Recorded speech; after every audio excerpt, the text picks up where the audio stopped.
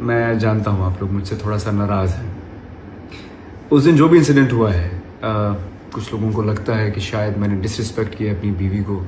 ऐसा हरगिज़ नहीं है, मेरी कोई ऐसी इंटेंशन नहीं थी। मैं बहुत प्यार करता हूँ उससे और शायद अल्फाज का चुनाव जो है वो शायद सही नहीं हुआ है। दानिश तैमूर ने 4 शादियों वाली बात पर अपनी आवाम से माफ़ी मांग ली। दानिश तैमूर ने कहा कि मुझे अल्फाज का चुनाव सोच समझ कर करना चाहिए था और आयज़ा को इस तरह से डिसरिस्पेक्ट नहीं करना चाहिए था। यहाँ आपको बताते चलें कि 2 दिन से दानिश तैमूर सोशल मीडिया पर इतना ज़्यादा ट्रोल किए जा रहे हैं कि इनको 15 साल की मेहनत ज़ाया होती नज़र आ रही है।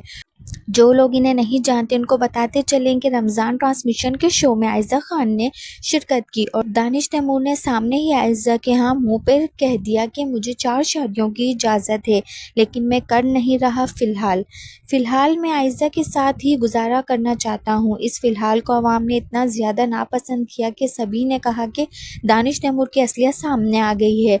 पता नहीं आयज़ा इसके साथ किस तरह गुजारा कर रही है, जिस पर दानिश तैमूर ने आज आकर सबसे माफ़ी मांग ली। मुझे आयज़ा खान को इस तरह से डिसरिस्पेक्ट नहीं करना चाहिए था, लेकिन ऐसी ना कोई नियत है और ना ही कोई इरादा। फ़िलहाल की वजाहत देते हुए दानिश तैमूर ने कहा कि ये मेरी आदत है कि मैं हर बात में फ़िलहाल बोलता हूँ और शायद इस दिन भी मेरे मुंह से फ़िलहाल निकल गया, लेकिन वो फ़िलहाल इस बात के साथ सूट नहीं करता।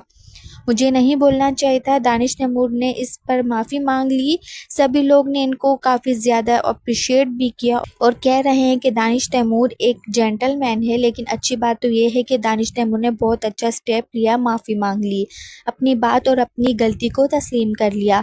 आप लोग बताएं कि आप लोग इसमें क्या ख्याल रखते हैं, हमें कमेंट सेक्शन में लाजमी बताइएगा। मिलते हैं एक और नई वीडियो, तक के लिए अल्लाह हाफ़िज़।